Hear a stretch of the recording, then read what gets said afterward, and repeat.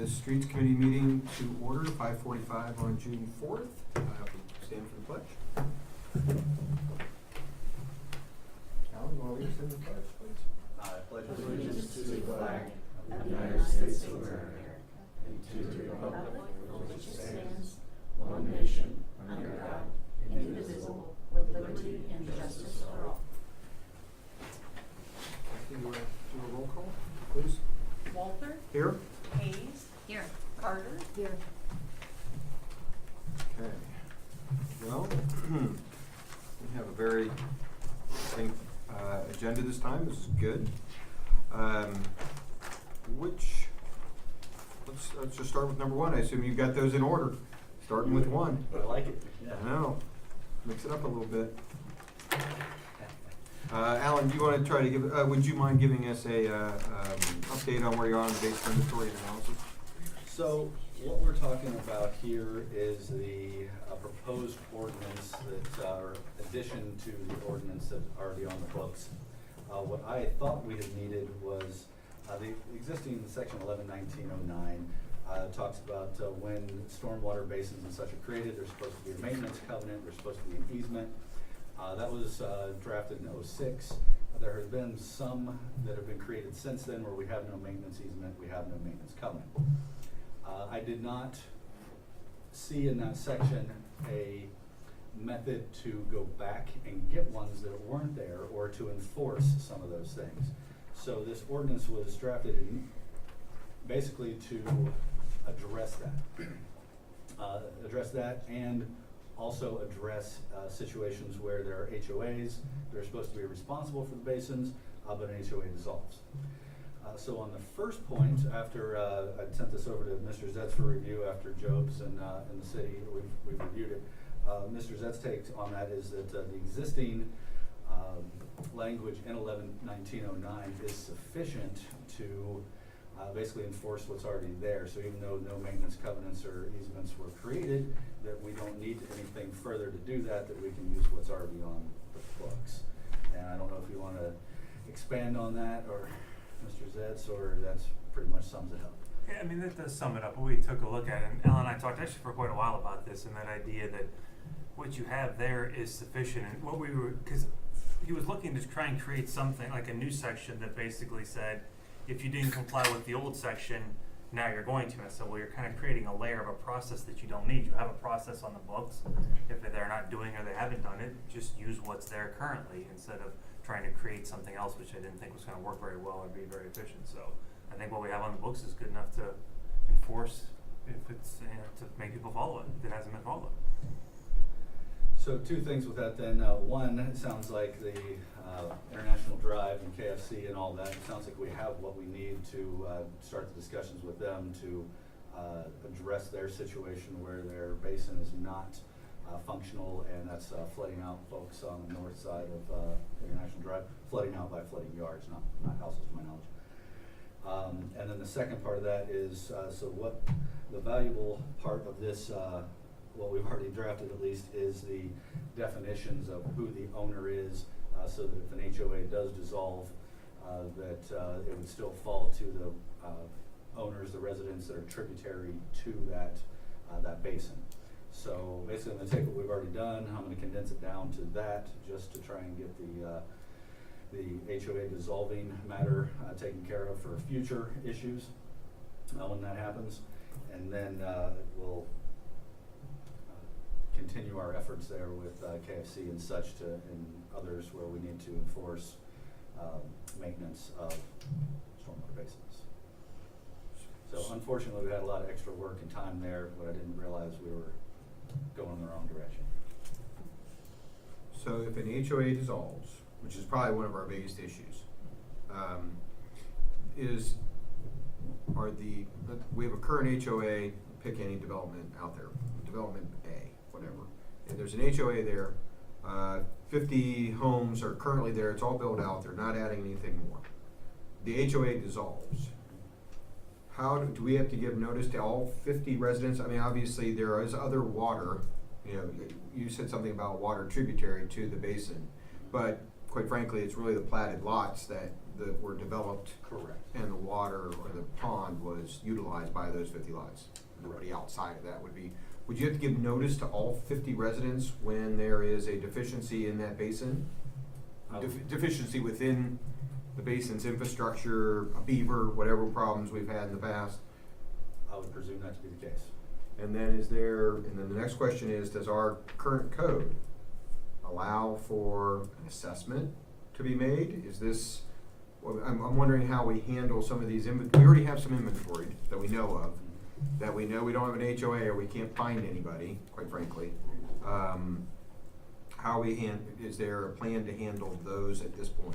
So the existing ones, unless we can make them, well, I guess for the existing ones, I don't know that there's anything that we can do. If there was an HOA, it dissolved, and there's no ownership called out, because this would not be able to be retroactive to my knowledge or to my understanding. So I don't think we'd be able to do anything with the existing ones that happened. It would just be ones that, moving forward, if they dissolve, then they would fall under this once we get it in place. I just, and this is just from personal experience, my HOA, for example, I think more than half of the units in my complex were closed between 2008 and 12. And then turned over, cheaply, some were rentals, and as a result, our homeowners association is deeply in debt and can't afford to barely maintain our complex.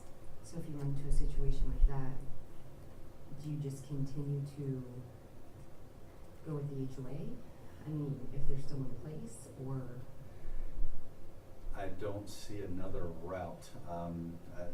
See, if we had a stormwater utility, I'd love to take them all on, and we could put them on a maintenance schedule and, Right. and take care of it ourselves. But without that, I don't think we have the funding or the resources to do it. So I Right. don't know. Well, Unless you have another idea. But your stormwater utility is having the whole city pay for somebody's pond. It would be citywide to pay Yeah. for those. You'd have the whole city do that, so I don't know that, I mean, you're making a big jump to the whole city is responsible for every HOA's failure and everybody, so I don't know that I would. Taking on, implementation of stormwater utility and utilizing those funds for maintenance of what was previously a privately owned, catch basin probably is not the best approach to do it. To Mel's question then, it would fall back to the HOA as the owner of that basin to, I guess my point of my question is that, no matter how strongly we craft these ordinances, if you've got 50 people that are responsible for paying for a beaver to be removed and you can't get half of them to pay and you maybe can't get any of them to pay, what's your recourse? Is it that's what I guess I'm asking. How are you setting this up? Is it an assessment at that point? I mean, do we have any other legal rights at that point? And At can I that- clarify if an HOA has dissolved or if they're in this situation, it's not necessarily the people who have not paid and who are. I'm not blaming there. any of the people. I'm saying that Because there's in my HOAs that do very situation, bad things. Where we pay Yeah. monthly, we're also being assessed now annually between $500 and $1,000 to catch up what's not our own responsibility. And then being taxed fees and whatnot if we don't pay that, so. So where I guess I'm going with this, Mel, is if So if anybody you was. take action against the homeowners, it's very unfair. Right, but from the HOA side, if they caught wind, I guess, or knew that this was coming, Mhm. well, what would you do? You dissolve the HOA, and now the city's responsible for your storm basin. I mean, that's I'm worried about that being the Well, result. I guess I don't know that that's necessarily true though, because I don't know what each HOA, what the covenants are gonna say in that. So, I mean, there should be language in of those HOA covenants that would anticipate what would happen if the HOA itself dissolved, whether that becomes fractional ownership of every person. I mean, I don't think the city doesn't become responsible for private property just because an HOA dissolves. Great. And I don't think, I don't think maybe I don't know whether there is a way to enforce it, as you couldn't on any other private property, just because somebody has something that's not working, some storm catch basin or something, so. wouldn't it be similar to, to Andy's point about assessments though, wouldn't it be similar to council passing legislation to assess, similar like we do with the high grass and weeds when we go mow a private property? So, There is some enforcement already in 11-1909, but as part of H, when I thought we were doing the whole thing, and even though we're just doing the part, which is the owners and the HOA part, I still did put a section in here for enforcement. So basically it read, the city cannot secure proper documentation, so it'd be changed up a little bit to that it'd be enforcement and penalties in accordance with provisions of chapter 11-19 that are already there. We had written in here plugging of discharge piping, which I don't think we really want to do, but at least it's something that we could do. And then perform the necessary work and assess the owner for the work. So it gives us options of what could be done. And I haven't got to the point of rewriting it yet with the breaking that out, but I know there's some enforcement in 11-1909 already. I don't recollect if that is specific. Okay. Okay. So the other part of this was, it was an inventory and analysis and kind of a hierarchy. You were gonna put together kind of a, all right, and I think you may have done this in the past, previously, maybe a few months ago, we were gonna kind of rate these out as 1 through, give me a number, 35? Yeah, that was done in the original report. Okay, that I so- gave the street committee 6 months ago, probably. Okay, so we have that hierarchy. I don't know if maybe everybody was knowledgeable of that. We have that hierarchy. Street committee, you're right, street committee was given that last year. I remember it being given last year, I just, Well, I think it'd be helpful to send it back out to I was the gonna say it's street been some committee time members. since I reviewed it, yeah, and I Prob- didn't know if it remained the same or if we've had to make adjustments based on new information. That's what I was getting, that's exactly, I was thinking maybe we could update it. We've had a few more come to light than maybe were on our stormwater issues 6 months ago. So we could understand that. The estimate that I remember was quite a high estimate for taking care of some of these individual maintenance plans that we had put together. When I say high, I'm talking more than $20,000. These were, I mean, if I remember correctly, the number was like $160,000, $180,000, which was gonna be the city's responsibility for ponds. That does not sound familiar. Okay, so let's review it, let's get It's it back time to out. revisit it, yeah. Yep, let's get it back out, maybe update it to what we need to do. I mean, I think it's a big issue for us to understand what this might do to ponds that are either unowned or owned by an HOA that's not doing anything about it. That's, I think, our biggest issue, so. All right. Any other items with the basic inventory and analysis? Anything else, Alan, on that? Nope. All right, let's move on to the local roads, the number 2. I know we- Go ahead. So at the last street committee meeting, there was some thought that the traffic impact study had been submitted. If it has, I have not received it. What I received is, a fairly large set of plans for their on-site improvements. That's the 11x17s that I gave you, sitting on your podium there. There's 2 sheets there, that's just their on-site improvements. It shows their access, the proposed access points to Summit Road, which is about 500 feet plus or minus north of Cable Road. They did push that as far north as possible at our request. There's a property line just right there, so they couldn't go any further. And then there's one access off of Cable Road that's proposed. So again, we did not have any traffic information or proposals for turn lanes or anything to that effect. I definitely think you should reach out to them because I know for a fact one was done. Because I watched the guy sit out there for weeks at various points. Have they completed it and actually submitted it? You That's- know, it takes them a little time Yeah, to. we have I to. know that it was done near spring break, which was the end of March, is when Okay. they were out doing, I mean, and they did it for a long period of time leading up to that. So it's been a while since I've seen them out there now. I'm not an expert, so I don't know how long those take to compile, but I'm an impatient person, so I would call them. It's gotta be done. Okay, I think Scott's had most contact with them on this, so I'll talk to him and we'll see what we can find. Have there been any additional discussions with them after our meeting that we had, after you guys had the meeting with them? Have there been any additional discussions with them about Not that I've been involved in. roadways? Okay. So just to reiterate kind of their position has been it's the city's responsibility to improve the roads, not theirs. Is that pretty, I mean, I'm not trying to generalize, but in your words, not mine, what would you say their position is? See, the words I believe that Dr. Wagner said in our meeting was that they would not be spending their money on roadway improvements as if we were gonna improve the roads, you know, repaving sort of thing. I don't know what that meant insofar as he thought that they should pay for turn lanes, but it didn't sound like it. Okay. What did you?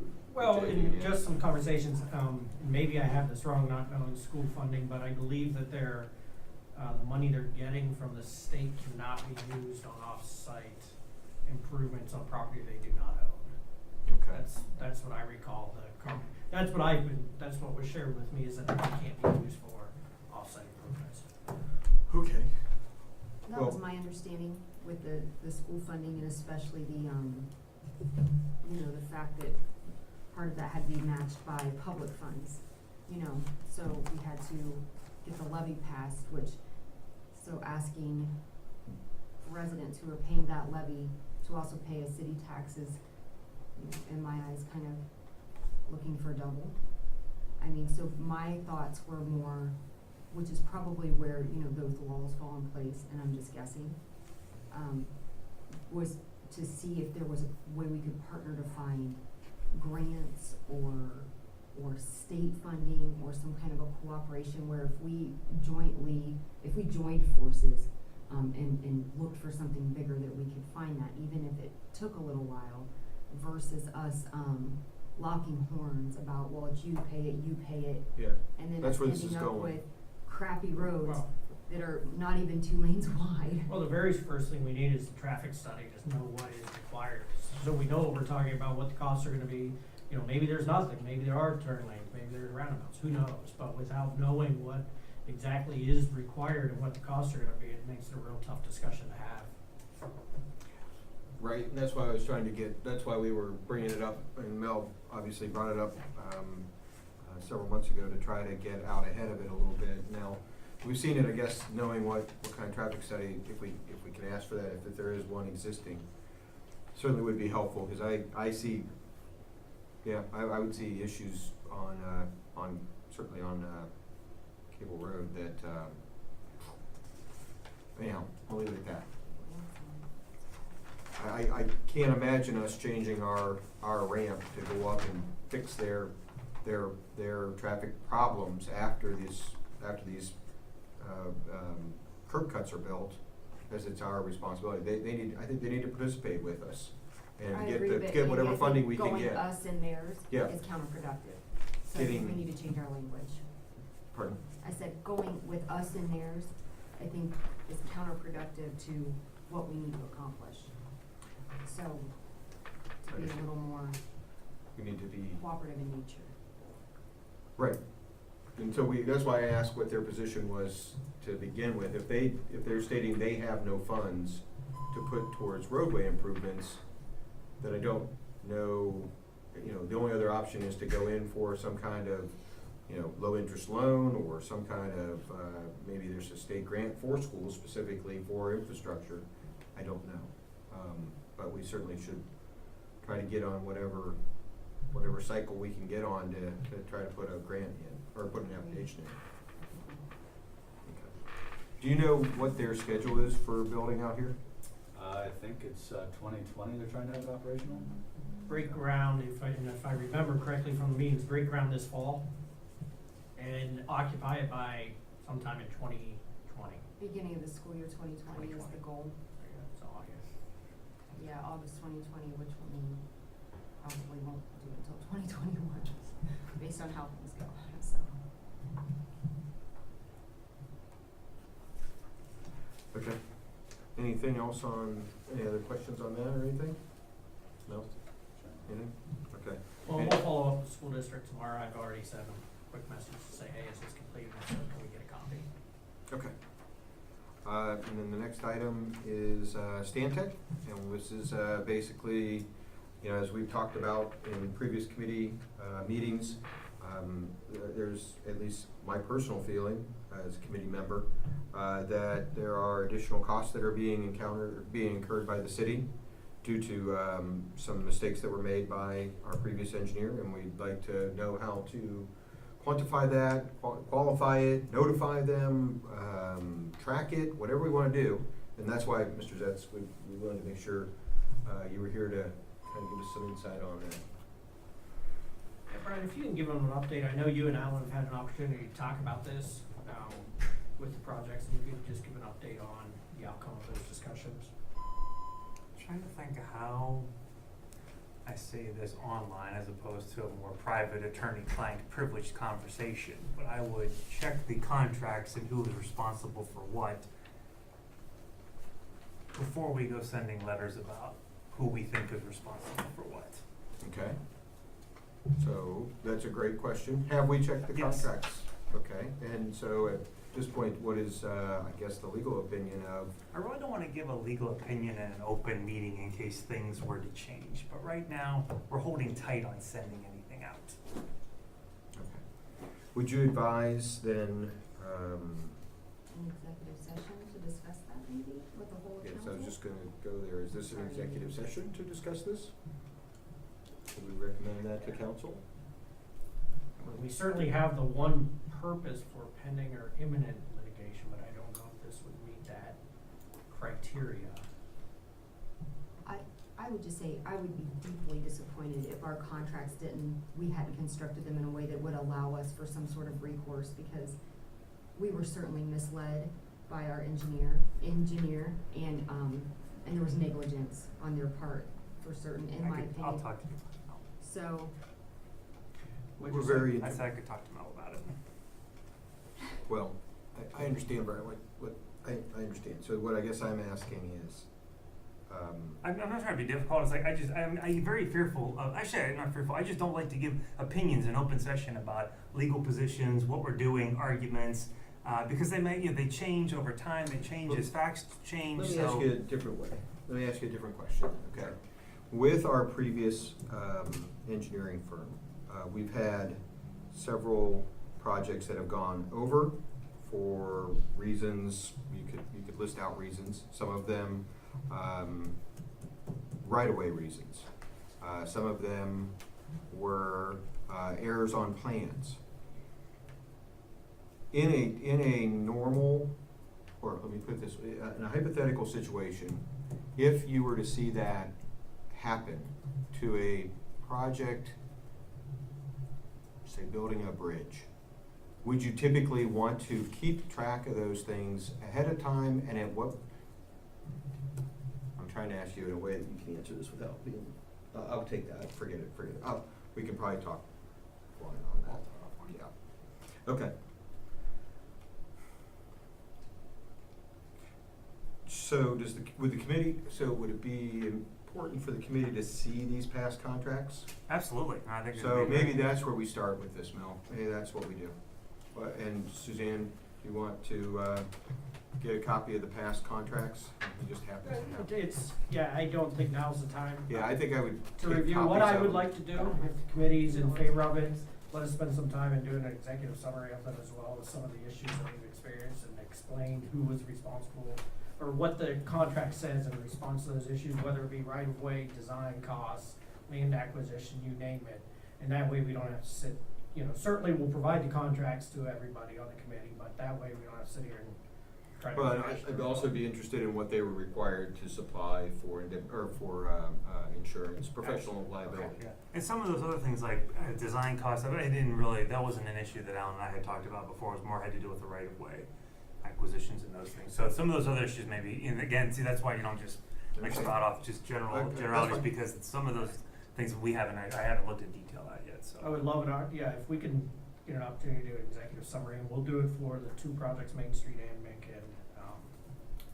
Minkin Broad. I know that'd be I helpful can for work me, with- because reading in a contract, Yeah, it normally gets- dealing with them, I might, that might not mean. Right, well, anything. here's what I'm thinking, Alan and I can work, is what now that I'm thinking about it, what we could do is I can do a memo to the committee about our legal positions, and that is a privileged communication, then you could have sort of a simple, like I would with any contract, here's what we're writing into, here's a questions, concerns, issues, here's some things to think about. I could do that for the committee, then you could have the contract, sort of my summary of what some of these questions and answers are to you directly. Yeah.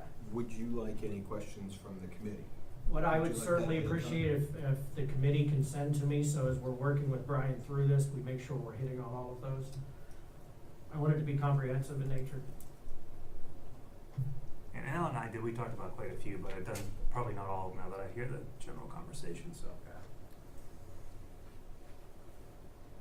They're not all, the contracts aren't that long either. I mean, they're not. Rob, but They're pretty short. I'd love to look at it just to kind of get an idea. Yeah, and they'll be attached as exhibits to the memo. Right. We can do that. So, if we could, if you guys, if it's all right, I think this is okay. If you guys want to email me your questions, I'll summarize them and get them to you, Sure. Ryan, and BJ, and Alan. Yeah, that'd be great. Do it that way? Yeah, that'll work. Okay. Okay. Good with everybody? And Mel, Suzanne, just whatever Yeah. question you might have, general, specific, you know, any question you might have, and I'll put them in a summary and get them over to everybody. Okay, that sounds good. All right, thanks. Okay, and then the Pataskla Safe Travel Plan, Alan? So I've given you the exhibits and cost estimates at the last committee meeting. Just talking about that, if you've had a chance to review it. Get any thoughts on that? Okay. I did not bring mine with me, so I apologize. I don't have them right here in front of me. The, well, actually, I don't have my questions. Guys, Mel, Suzanne, do you guys have any questions on the travel safe plan? Not right now. No, honestly, since we last met, I have not had a chance to sit down and completely go through it. So I do have the information you gave us last time, and I apologize. It just, Okay, go ahead. Sorry. I just wanna mention that it was broken up into phases, with phase one being the, Broad Street, South Main area, including some additional sidewalk, I believe, to connect what is currently down to Subway to the intersection, having, pedestrian facilities put there, crosswalks, all of that. And phase two then was moving on to, the Township and Broad intersection, if I remember correctly, and looking at that. We do have money available in this year's budget for some of this. We also have sidewalk fee in lieu. This is a topic we're gonna be discussing at the directors meeting on Friday about getting this in front of council for consideration. What, do you remember offhand, what kind of, budget you might have available for this? Was it 75,000? Alan has, I don't remember off the top of my head what it is. I don't either. Yeah. Was it 50? So we had, in 2018, 50,000 for planning and design and $65,000 for construction. If we can get that far this year, with everything else we have going on.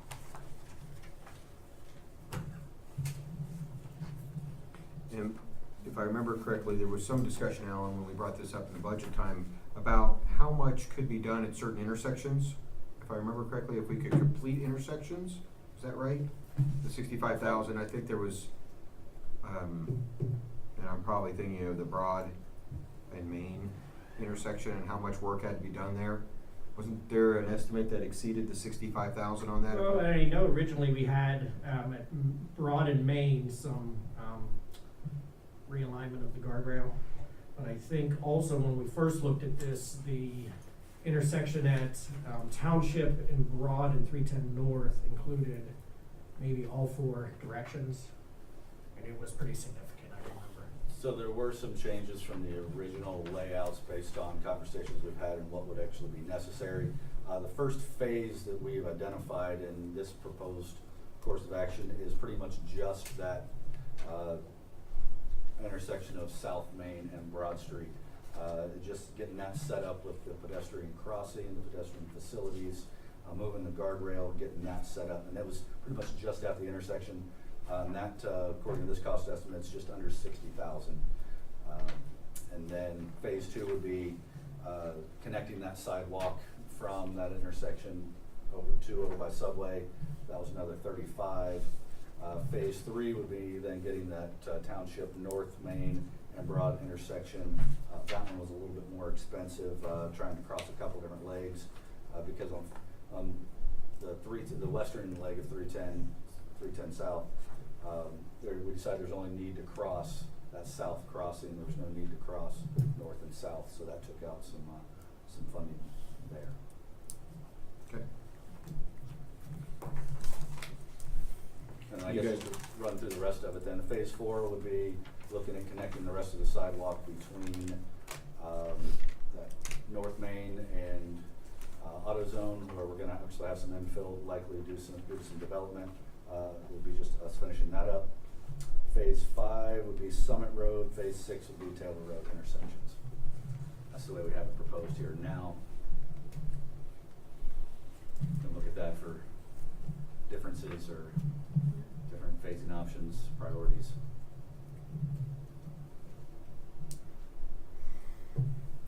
Okay, I don't have any comments for you right now.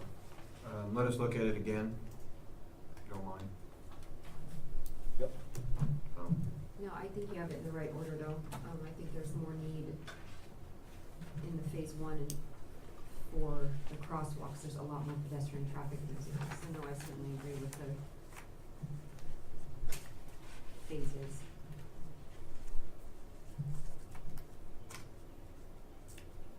All right. Anything else? No, Suzanne? No. One question for you. With the last meeting that we had, we talked about the traffic plan for the project out on Taylor, the Tech, TS Yeah. Tech. TS Tech, yeah. Did we get any response I know that we had some recommendations, a couple things that happened last meeting. Any feedback from them, or I know there was a member from their. There was a member here, he was wanting to see how quickly they could open that up even before we had all the agreements in place. I told him that I need to talk to Mr. Fulton and Mr. King before we allowed that. I think they pretty much got everything in place, but I just want to verify with them that we do before we do that. And we'll Just get confirming, back make you sure before all end the of this week. or the stipulations, if you will, Are are agreed to. accurate, and then we'll get it to them. Okay. And they were certainly willing to put signs in for basically no inbound traffic. The idea of putting something there like the pork chop, like you suggested, they weren't real keen on that. I guess I don't think that would be necessary myself. Because if you got emergency access in, it might block it, or they would run trucks out of there in emergency situations if it's blocked down at Broad Street. So that would get potentially in their way. But that's about all I've got so far. Well, obviously, you can tell what my concern is this grows from an employee secondary exit to everything else. So that's my concern, and that's why I made that Our comment. original concern. So, I mean, just to be upfront, so I made that in a way that I was hopeful they would say, yep, that sounds like a great idea, because we don't wanna use it for anything other than just a secondary employee exit. So to me, that sounds a little bit, concerning, just to let you know. Well, I'll say I like the stipulation to have a trial period, Well, yeah. because, I share that same concern that as this is open and the way this thing has gone, is that we're just gonna see more and more traffic going in all directions there. I agree, because I mean, it's a classic when you give an inch, and I'm not saying that they have any intention right now to take advantage, but things grow. My 8th grade basketball coach, when all those girls were sitting there with tears wanting to make the team, said, all y'all just wanna make the team and sit on the bench now, but in a week you'll be crying to play in the game. So, it's the same analogy. I just want assurances on our part and the citizens along that path that we're not going to have a backup in traffic because it starts going both ways. And there's, having some The obstruction police department. that would stop them from entering would be reassuring. So just to give you an example, I looked up at up in New Albany at the beauty campus, and the traffic up there, truck traffic alone, and they're going everywhere and ignoring every sign you can possibly put up there, and there are many, many, many signs. Truck drivers do what truck drivers do to make it the easiest way possible for them. That's what I was be mentioning to them, and I liked Mel's suggestion to put something up temporarily, just to kind of make sure to confirm with them or to reaffirm with them that this is not a full access or even a truck exit avenue. So, you know, We talked about this months ago, like when we discussed this, and we brought up the question of how do we make sure that it's not a primary. I mean, now it's just, the question becomes, what's the answer? Well, and Taylor Road's just not designed for the traffic It's of not. trucks. It's just not, so. well, if you're gonna allow that type of use, you're gonna put a turn lane there, and you're gonna do some other things there. You've got a railroad, you know, to the north that's a problem for them. Well, and then it opens us up for other areas as well. Now, obviously, there's a balance because, you know, businesses in Pataskla, you know, we need to be business friendly, obviously. But there's a balance that needs to be kept, so. Okay. That's why I brought it up. I wanted to see what their, you know, kind of their initial feeling was towards it. And hopefully we can get something worked out soon for them if they are gonna utilize it. And that we secure, as BJ said, a very timely, temporary process that we can then shut it down if we have to. Okay, I don't have anything else. Mel, do you have anything? Suzanne? Nope. Alan? All right. Take Motion to adjourn? Second.